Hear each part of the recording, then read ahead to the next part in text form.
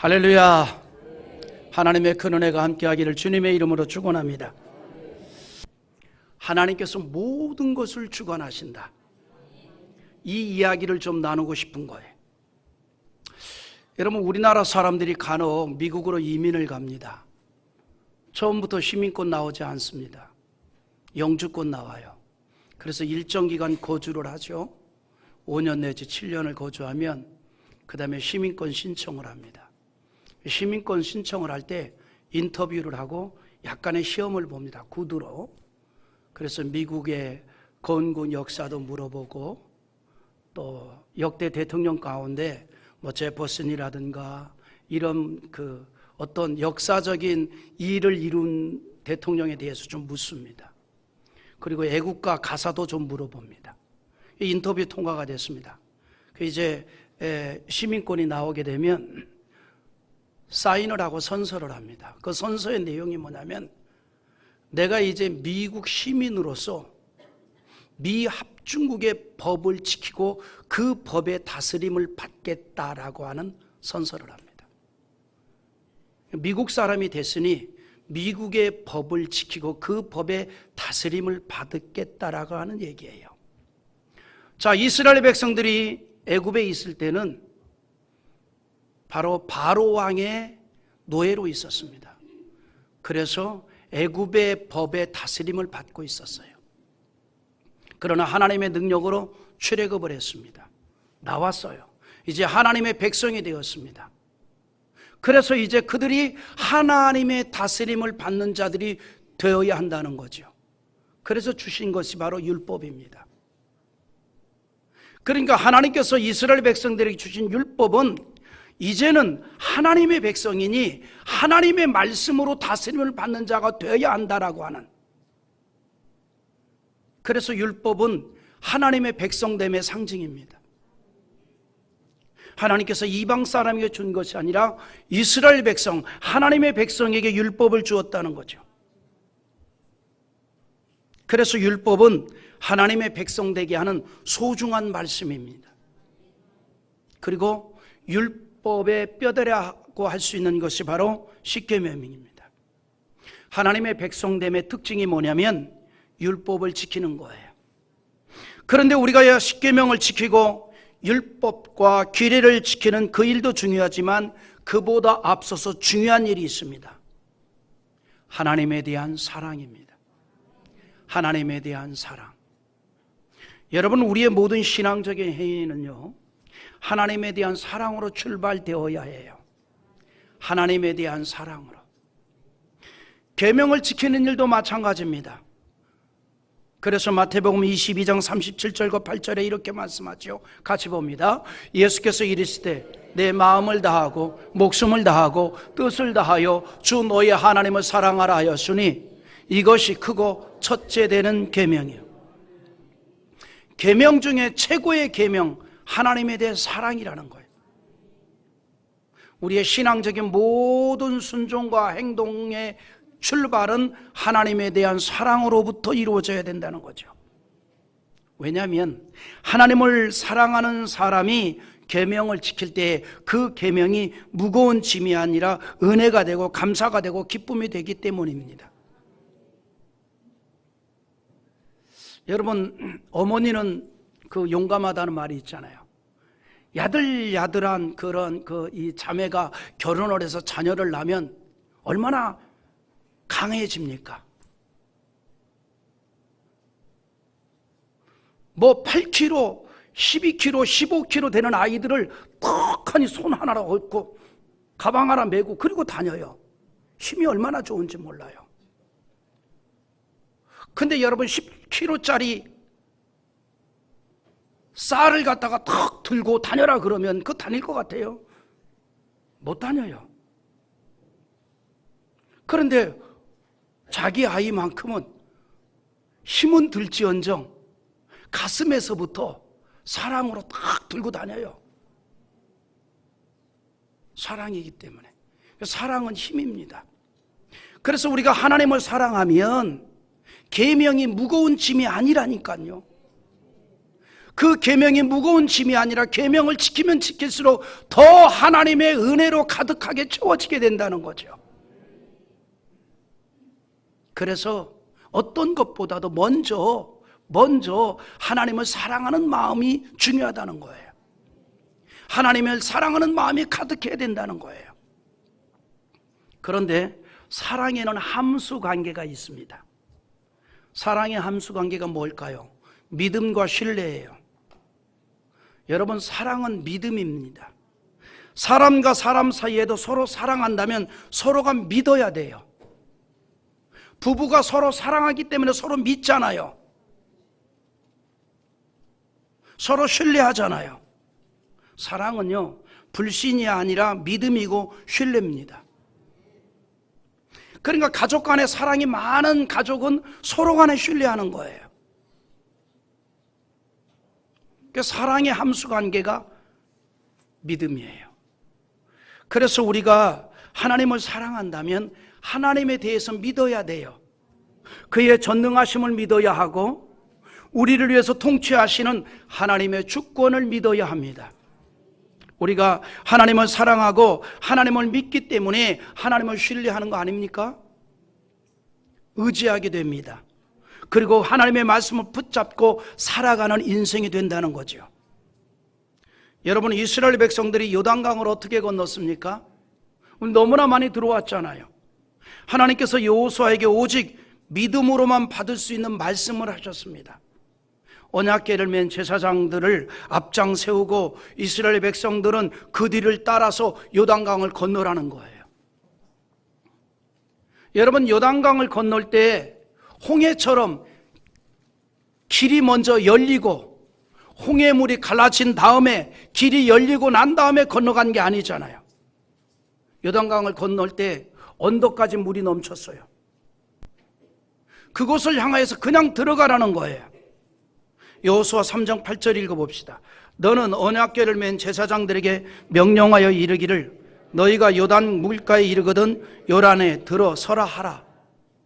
요단 물가에 이르거든 그냥 들어가라는 거예요. 여호수아는 믿음으로만 받을 수 있는 그 말씀을 아멘으로 받았습니다. 이스라엘 백성들도 믿음으로 아멘하고 받았습니다. 그리고 순종하여 언덕까지 넘쳐 흐르는 강물로 들어가니 요단이 갈라지고 길이 열렸다는 사실 우리는 믿습니다. 여호수아나 이스라엘 백성들은요, 세상을 창조하시고 다스리시는 하나님의 주권과 통치를 믿었습니다. 하나님께서 하늘을 지으시고 땅을 지으시고 바다와 강을 지으셨을 뿐만 아니라 다스린다는 사실을 믿었습니다. 창조주 하나님의 주권적 역사를 믿었다는 것이죠. 이스라엘 백성들이 가지고 있는 하나님에 대한 신앙은요, 창조주 하나님에 대한 신앙입니다. 하나님이 세상을 창조하시고 온 우주를 다스린다는 통치적 주권을 믿었던 겁니다. 그 신앙은 지금도 우리의 신앙 아닌가요? 그래서 우리가 사도신경을 고백할 때 첫 번째 고백이 뭡니까? 전능하사 천지를 만드신 하나님 아버지를 내가 믿사오며잖아요. 이 한 줄 속에 여러 가지가 담겨 있습니다. 첫째는 창조주 하나님은 전능하신 분이라는 고백이 담겨져 있습니다. 그리고 그 하나님께서 세상을 말씀으로 창조했다는 우리는 믿는다는 것이죠. 우리 신앙의 고백은 여기서부터 시작입니다.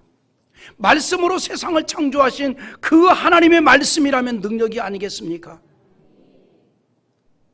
이스라엘 백성들의 신앙이 바로 그 신앙이에요. 그 믿음이에요. 창조주 하나님을 믿는 믿음. 그 하나님이 말씀하시니 아멘 하고 요단강 물 속으로 들어갔던 거예요. 그러니 길이 열렸던 거 아니겠어요? 지금도 하나님은 세상을 다스리는 줄 믿습니다. 그러므로 에레미야 31장 35절에 이렇게 말씀하는데 같이 읽어보겠어요? 여호와께서 이와 같이 말씀하시느니라. 그는 해를 낮에 빛으로 주셨고 달과 별들을 밤에 빛으로 정하였고 바다를 뒤흔들어 그 파도로 소리치게 하나니 그의 이름은 만군의 여호와니라. 할렐루야. 하나님께서 해를 낮에 빛으로 주셨고 달과 별들을 밤에 빛으로 정하셨고 바다를 지금도 흔든다는 거예요. 여러분, 갑자기 바다에 파도가 일어나고 막 천둥이 치고 뭐 용왕님이 노해서 그런 게 아니라 하나님이 작업하시는 거예요. 바닷물을, 산소를 공급해 주어서 생물들이, 바다 생물들이 살게 하도록 하나님이 작업해 주는 거라 이 말이에요. 전능하신 하나님께서.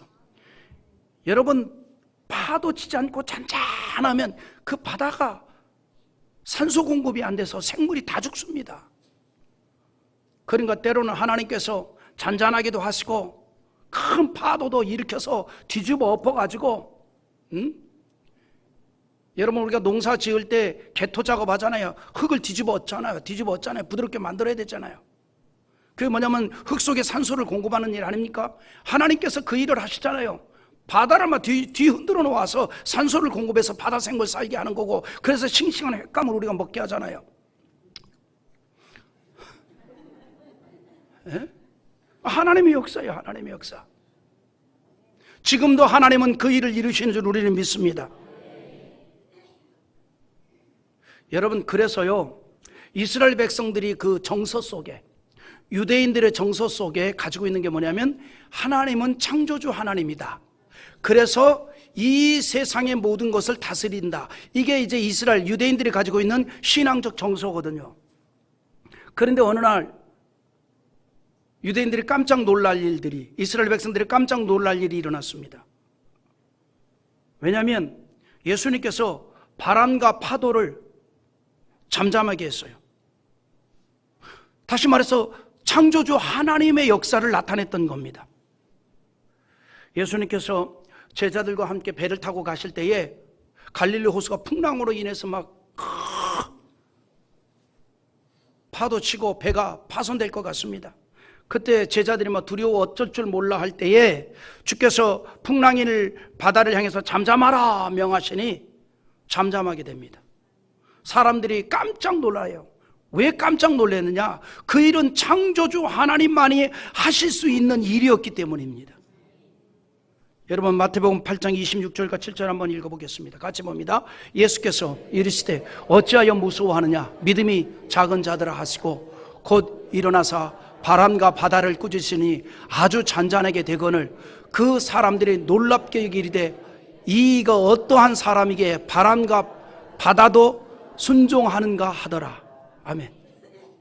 여러분, 지금까지 사람들은, 유대인들은, 이스라엘 백성들은 예수님은 하나님의 아들이요 창조주 하나님의 한 분으로 생각하지 않았거든요. 뭐 어떻게 생각하느냐? 좀 특별한 선지자 정도로 알았단 말이죠. 그런데 창조주 하나님의 능력을 보였어요. 사람들이 깜짝 놀라는 겁니다.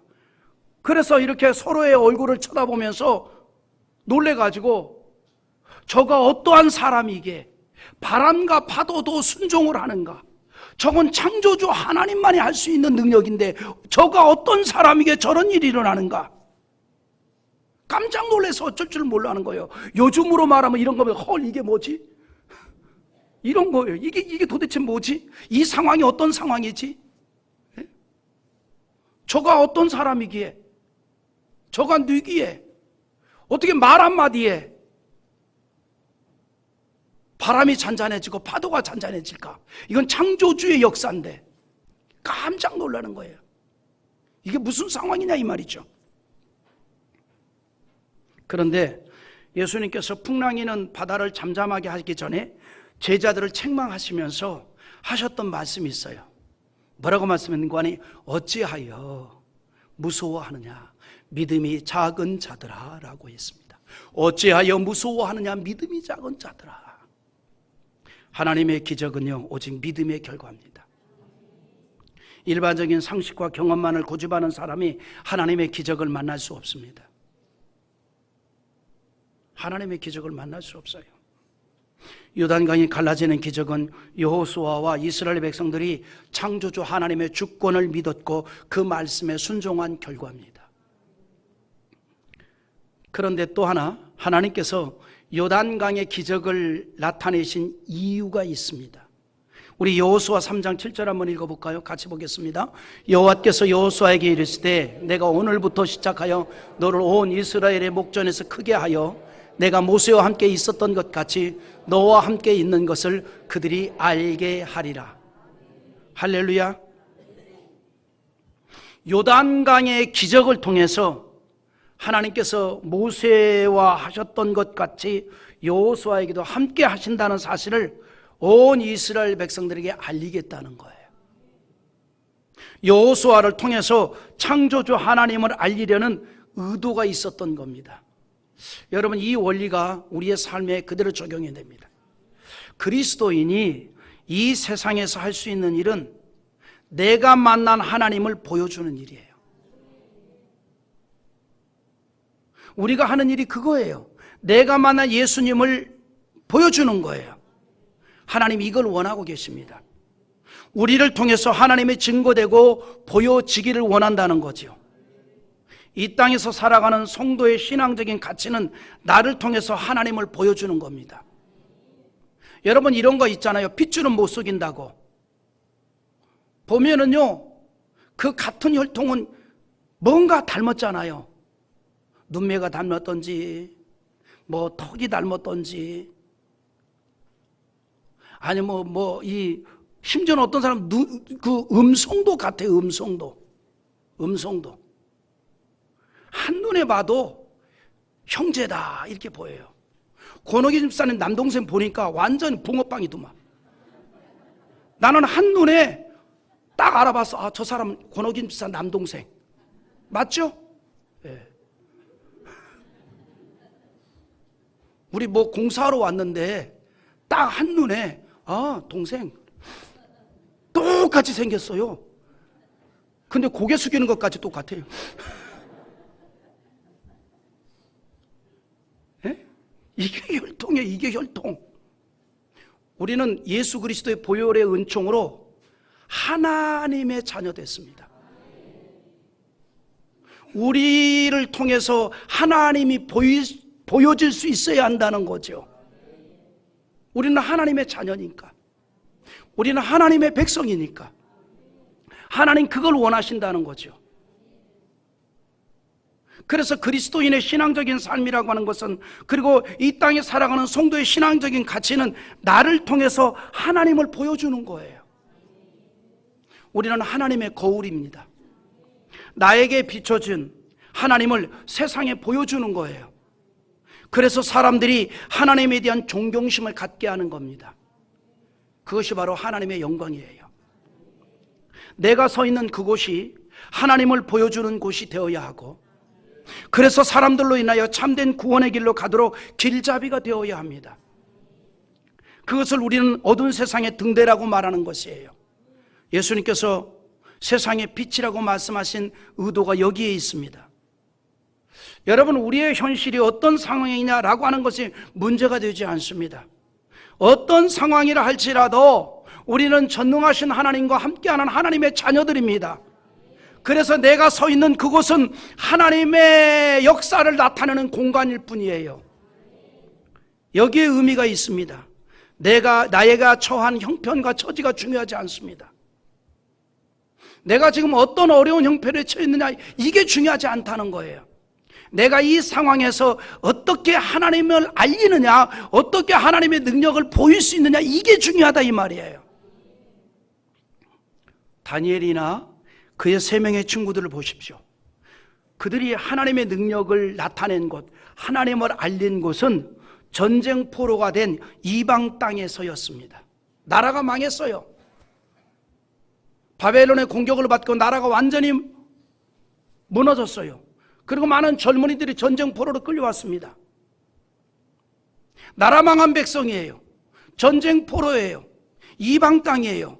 그런데 그곳에서 다니엘이나 그의 세 친구들은 하나님을 알렸어요. 능력이 하나님을 나타냈더라 이 말입니다. 요셉도 마찬가지잖아요. 요셉이 하나님을 알린 곳이 어디입니까? 종으로 팔려간 애굽 땅입니다. 그가 보디발의 집으로 팔려갔고 그의 신분은 팔려온 노예입니다. 종입니다. 노비입니다. 그러나 그런 상황에서 그 주인에게 하나님을 알렸습니다.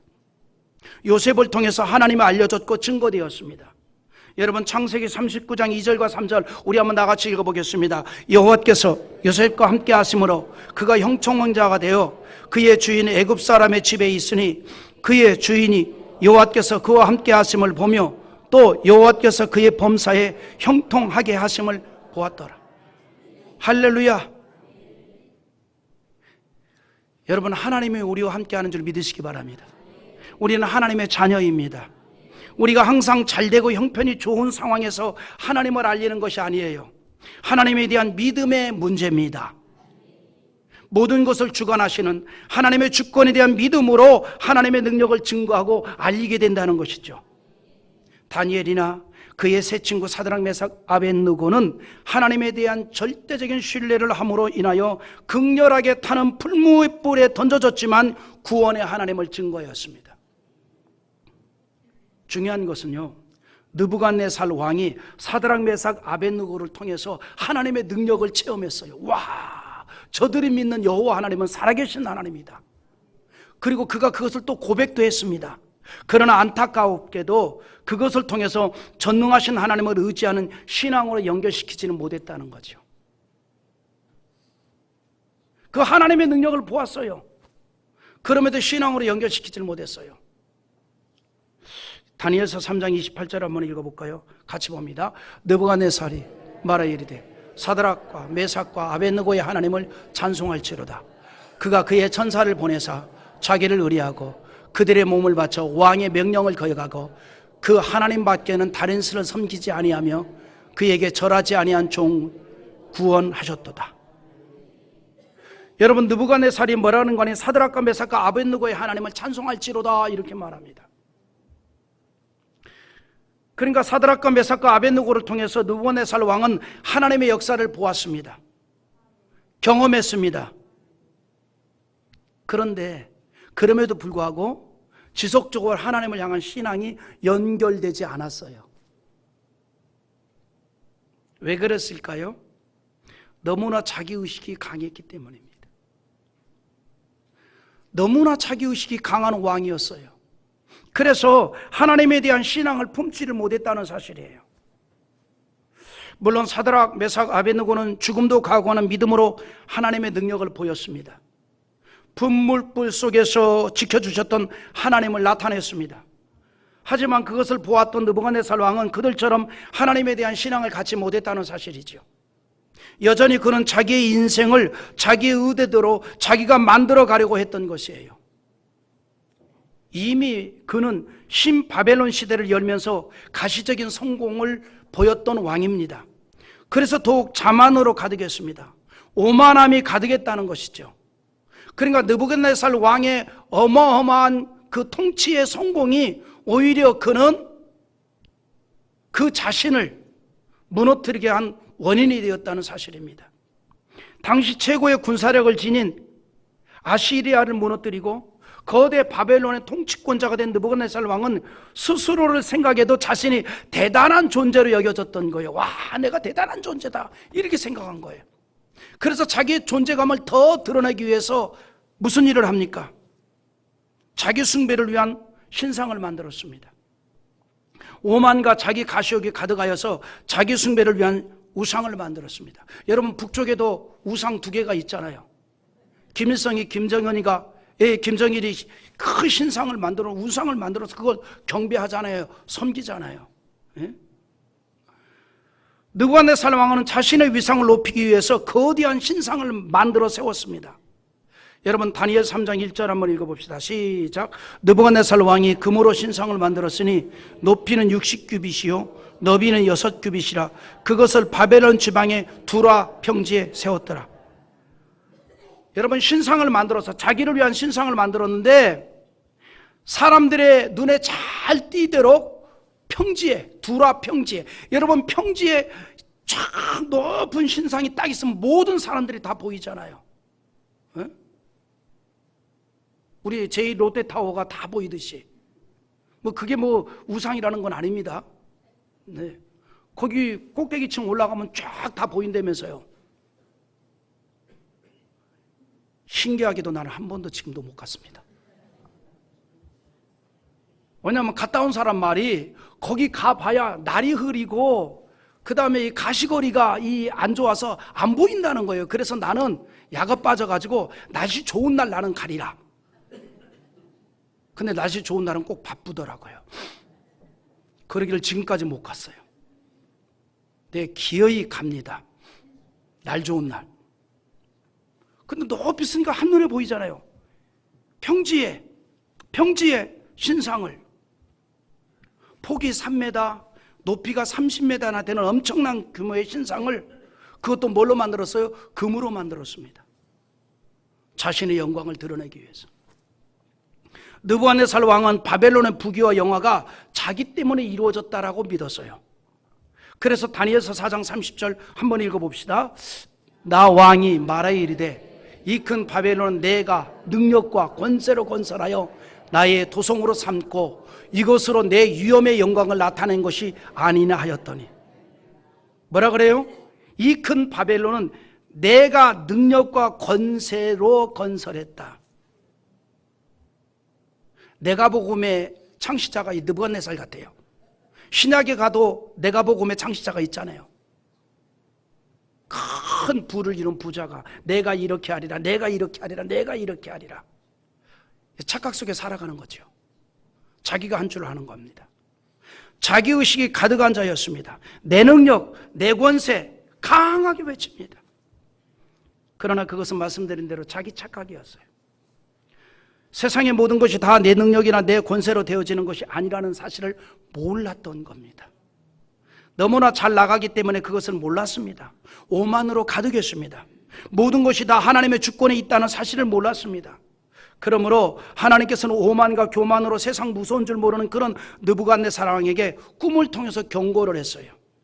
그 내용이 오늘 우리가 읽었던 본문의 내용입니다. 무슨 얘기냐면 내 인생은 나에게 달려있지 내 마음대로 너의 계획에 의해서 이루어지는 것이 아니다라고 하나님 말씀하신 겁니다. 하나님께서 모든 주권을 가지고 있다는 것을 꿈으로 느부갓네살 왕에게 책망의 메시지를 주신 거예요. 하지만 느부갓네살 왕은 그것이 무엇을 말하고 있는지 알 수가 없었어요. 결국은 하나님께서 메시지로 주신 꿈을 하나님의 영으로 충만한 다니엘이 해석을 하는데 처음에는 해석하기가 좀 주저스러웠어요. 왜? 내용이 뭐예요? 오만과 교만으로 가득 차서 신상을 만드는 느부갓네살이 결국은 무너진다는 내용이거든요. 여러분, 사람이 좋은 얘기는 하기 쉽지만 싫은 얘기는 하기 어렵잖아요. 화나만 하지만. 느부갓네살 왕이 이렇게 그냥 오만에 취해서 살고 있는데 그에게 당신의 이 모든 부귀영화는 하루아침에 무너집니다. 이거를 다니엘이 얘기하기가 참 곤란해서 주저주저하고 있을 때 느부갓네살 왕이 그럽니다. 아무것도 주저하지 말고 나에게 얘기하라. 느부갓네살 왕이 큰 나무를 보았는데 그 나무는 지금 그의 처지를 말합니다. 주변의 나라들을 다 정복하게 세운 바벨론의 영화를 말합니다. 이 큰 나무는 바벨론 제국을 상징하고 있었고 느부갓네살의 권위를 말하고 있습니다. 모두가 다 그 나무의 영향력 속에 들어가 있었습니다. 여기까지만 본다면 느부갓네살의 영광을 말하는 것 같습니다. 그래서 22절에서 왕이여 이 나무는 곧 왕이시라. 이는 왕이 자라서 견고하여지고 창대하사 하늘에 닿았으며 권세는 땅 끝까지 미치심이니이다. 여기까지만 들으면 얼마나 기분이 좋겠어요. 느부갓네살 왕의 권세가 이 정도였습니다. 그런 큰 권세를 가졌어요. 세상적으로 보면 크게 성공한 왕입니다. 그런데 하나님께서 이 나무를 뭐한다? 잘라버린대요. 잘라버린대요. 느부갓네살 왕은 철저하게 세상적인 힘이 되는 것을 자기의 것으로 삼고 자기의 능력만을 나타내고자 했습니다. 그때 힘이 되는 나무를 자른다는 거예요. 그런데 또 하나, 여기에 하나님의 은혜가 있습니다. 하나님께서는 큰 나무를 자르실 때 그 나무 뿌리의 구루터기는 남겨두라고 했습니다. 22절 상반절에서 왕이 보신 적 한 순찰자 한 거룩한 자가 하늘에서 내려와서 이르시기를 그 나무를 베어 없애라. 그러나 그 뿌리의 구루터기는 땅에 남겨두라 그랬습니다.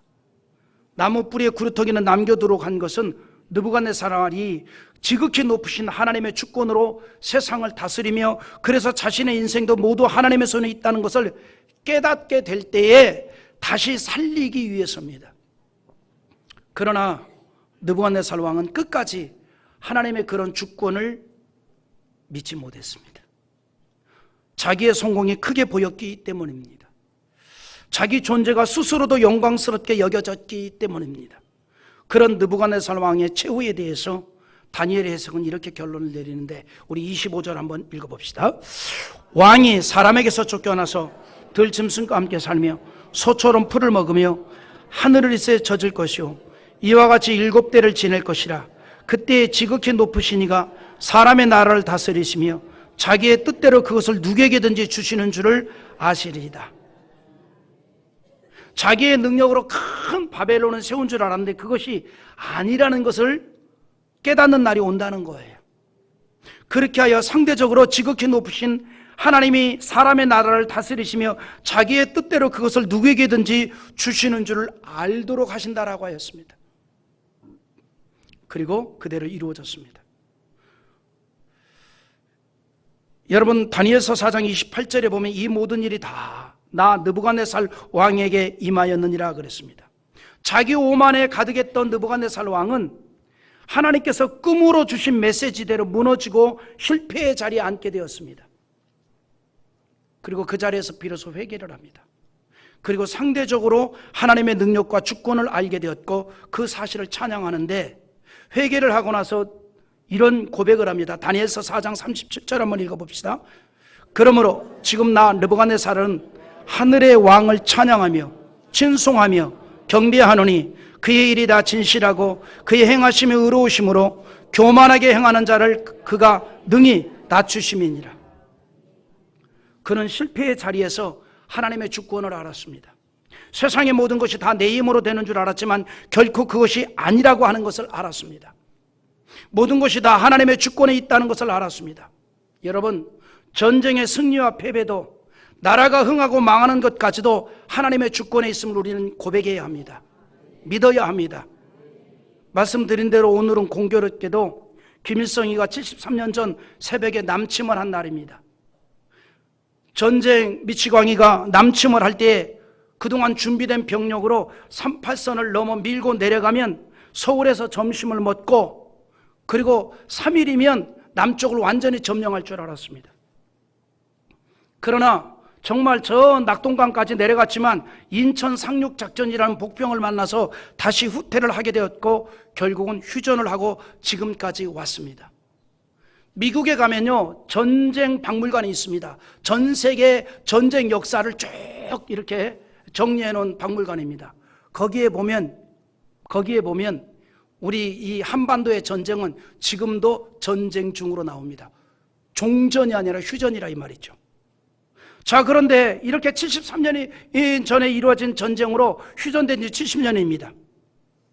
그런데 지금 어떻게 됐습니까? 교회의 문을 닫게 한 이북은 현재 빈곤을 벗어나지 못하고 있지만 남한은 세계 10대 경제 강국이 되었습니다. 하나님의 주권적인 은혜인 줄 압니다. 이 같은 하나님의 주권적인 역사와 축복을 믿음으로 받을 때에 하나님을 찬양하고 감사하는 신앙의 사람이 될 수 있는 겁니다.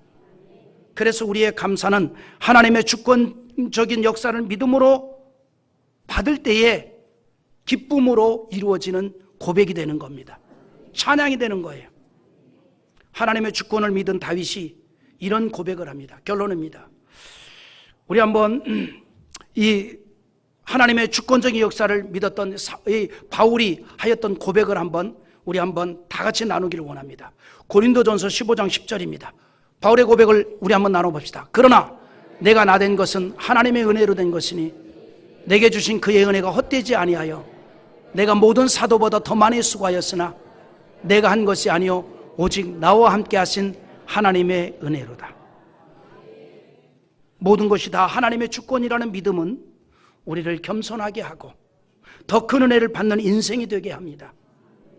오늘도 하나님은 우리를 통해서 그 하나님의 능력으로 나타나기를 원하십니다. 그 주권적인 권세로 나라와 민족과 교회와 나를 통치하고 인도하십니다. 우리가 그 하나님을 사랑하고 그 하나님을 신뢰하고 그 하나님을 믿고 그 말씀을 붙들고 나아갈 때 여러분을 통해서 능력의 하나님의 역사가 기적으로 나타나게 될 줄 믿습니다.